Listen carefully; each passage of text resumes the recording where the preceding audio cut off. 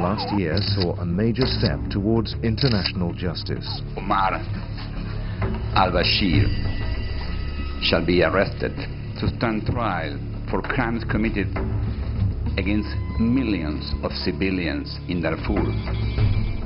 For the first time ever, a warrant was issued for the arrest of a sitting head of state by the International Criminal Court. To date, 111 states have signed up to the Rome Statute of the International Criminal Court, and there have been prosecutions for human rights abuses in 50 countries. The horrors of the past will be answered for.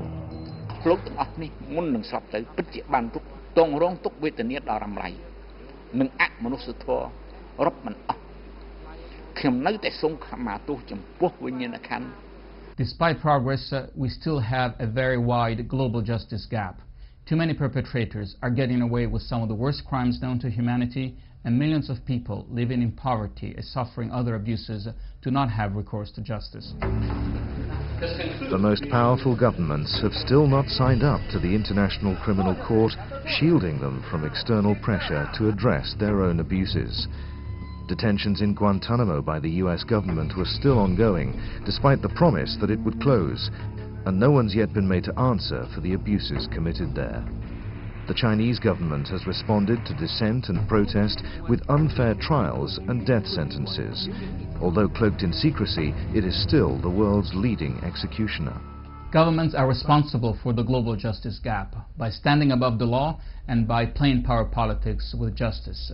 So, for example, when governments refuse to sign up to the International Criminal Court, like China, Russia, the United States of America, or Indonesia, they undermine the court and the chances for justice for many. At the same time, when governments shield their political allies, such as with Sri Lanka at the United Nations Human Rights Council, they also undermine justice. This is an attitude that has to change.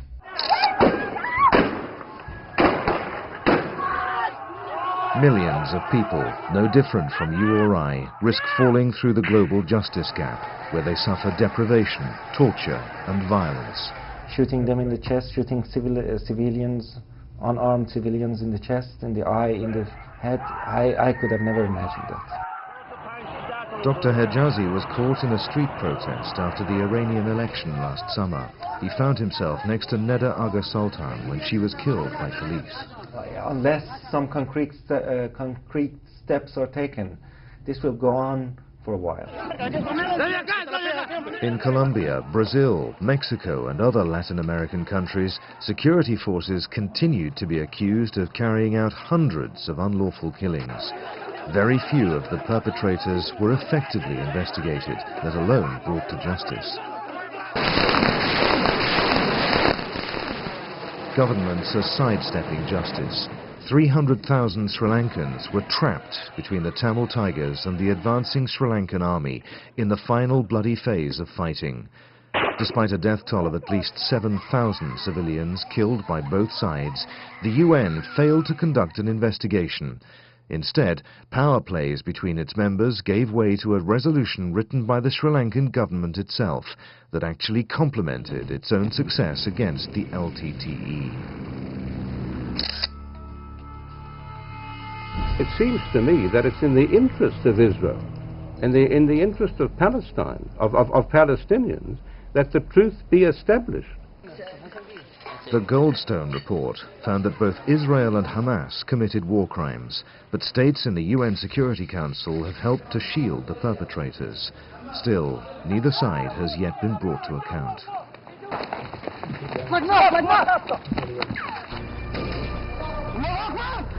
The continued Israeli blockade of Gaza is ostensibly designed to deter rocket firing into Israel by Palestinian armed groups. Instead, a year after the fighting ended, it hits hardest at the most vulnerable, the elderly, the sick, and the young.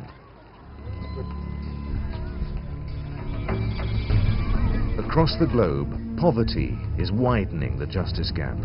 Millions are denied health, food, and housing, and more have been pushed through the gap by international food, energy, and economic crises. Justice is not only about not being tortured or being free to express one's views without fear and reprisal. Justice is also being able to go to school, to have access to clean water, and to obtain decent health care. The law has two faces. It can punish, but it can also protect. World leaders will be meeting in September to review the implementation of the Millennium Development Goals. These are objectives to reduce poverty, ensure access to education, proper maternal care, and so on. However, these objectives will not be achieved if they only remain political aspirations. These are about people's human rights, and they must be enforceable by law. Right now, we are falling far short of meeting these goals. We are dying because of lack of knowledge.